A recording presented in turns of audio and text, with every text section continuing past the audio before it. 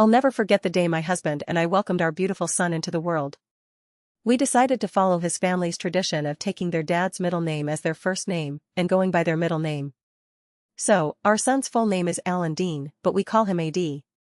I was happy to be a part of this tradition, as it meant a lot to my husband and his family. However, I couldn't help but feel that our son's name wasn't entirely his own. As we prepared for our son's arrival, my mom was over the moon with excitement. She got custom-made everything with the name Dean on it, from clothes to toys. I accepted her gifts, not realizing at the time that we would be calling our son AD, not Dean. When we finally told her that we'd be using the nickname AD, she was clearly upset. I reassured her that I would still use the items she got, but I had no idea that this would become a recurring issue between us.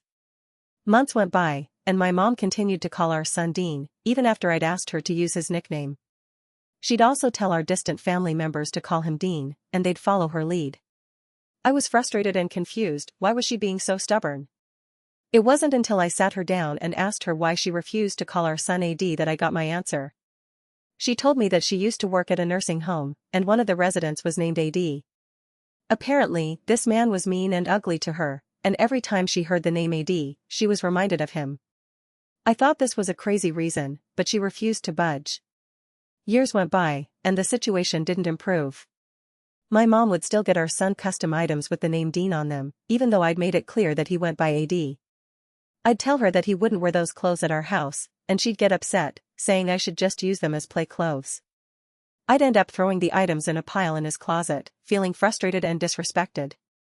Last week, I was cleaning out our son's closet and decided to get rid of all the items with the name Dean on them.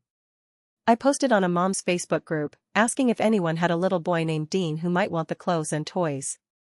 Unbeknownst to me, someone in the group was friends with my mom, and they told her about my post. My mom was furious, and she messaged me, demanding to know why I was getting rid of all her gifts. I explained that I'd told her multiple times that I wouldn't be using those items, and she'd refused to take them back. I said I was giving them to someone who would actually use them, but she wouldn't listen. The argument with my mom went on for a long time until I finally gave up responding. Later that day, I got a call from my grandpa, telling me that I'd upset my mom and that I should be grateful for the custom items. I explained to him that my mother-in-law had also gotten our son custom items with the name AD on them, and we'd never had an issue with those.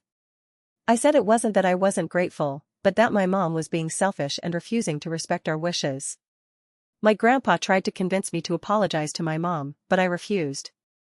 As I reflected on this situation, I realized that my mom's behavior was not just about the name or the gifts, it was about her own sense of control and power in our relationship. She'd always been a bit possessive and manipulative, and this was just another example of that. I felt a mix of emotions: sadness, anger, and frustration, but also a sense of determination. I knew that I had to stand up for myself and our son, and set boundaries with my mom. In the end, I decided not to engage with my mom's drama anymore. I blocked her number, and I stopped responding to her messages. It was a difficult decision, but it was necessary for my own emotional well-being and for the well-being of our family. I realized that I didn't have to tolerate toxic behavior, even if it came from my own mother. As I looked at my son, I knew that I'd made the right decision. I'd protected him from the drama and the stress, and I'd given him a happy and peaceful home. And as I hugged him tight, I knew that I'd do anything to keep him safe and loved.